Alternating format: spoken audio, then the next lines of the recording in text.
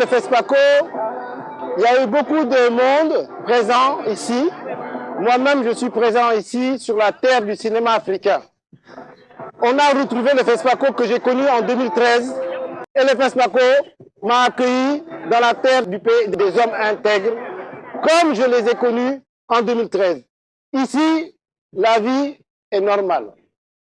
Pourquoi? Parce que je pense qu'il y a des efforts importants qui sont faits tous les jours pour préserver la sécurité des festivaliers et il ne se passe rien à part la fête tous les soirs parce que les cinéastes se rencontrent, boivent des bières, discutent, parlent de cinéma, c'est l'énergie et c'est ici seulement au FESPACO qu'on peut rencontrer les personnes qu'on veut voir.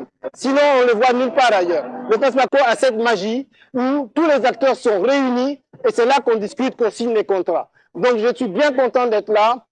Le cinéma africain, c'est un regard d'un Africain à travers son objectif qui traduit une histoire africaine avec la compréhension africaine.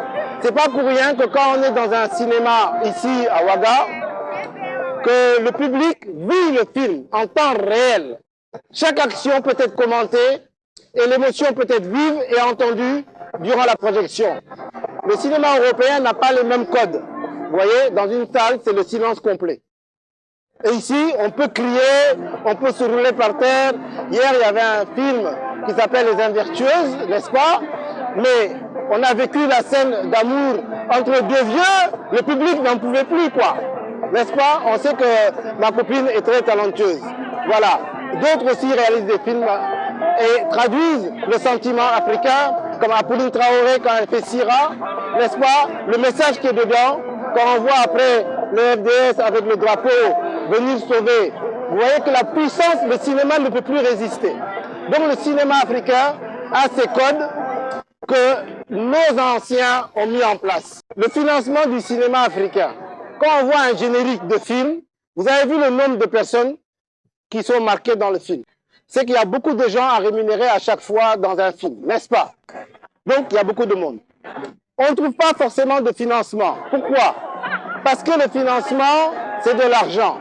Et pourtant, nous avons beaucoup de personnes en Afrique qui ont de l'argent, qui investissent dans des projets et qui n'investissent pas forcément dans le cinéma. Si demain, eux, ils décident d'investir dans le cinéma pour que la culture africaine soit, si vous voulez, véhiculée dans le monde entier, c'est à eux, je pense, de venir vers nous.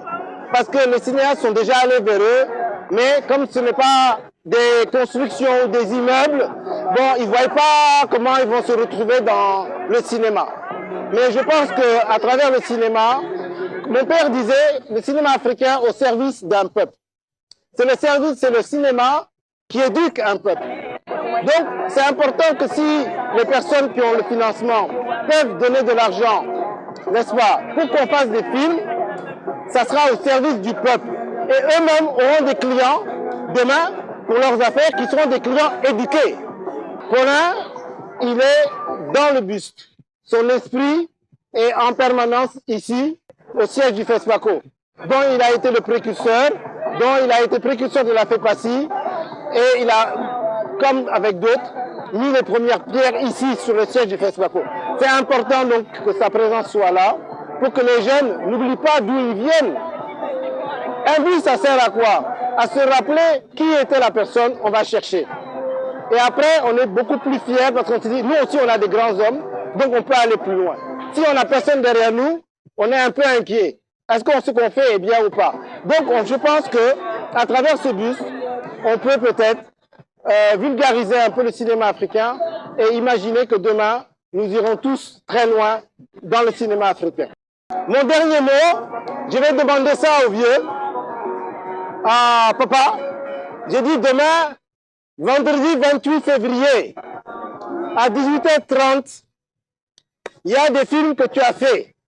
J'espère que la salle, vraiment, sera une salle honorable pour honorer le centenaire du papa du cinéma, qu'on a honoré cette année ici au siège du FESPACO, qu'il ait au moins une salle avec des gens qui puissent commenter son travail, échanger.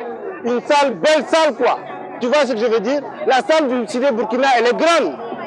Mais on peut aussi mettre beaucoup de gens dedans, non? Donc c'est ça que je veux dire.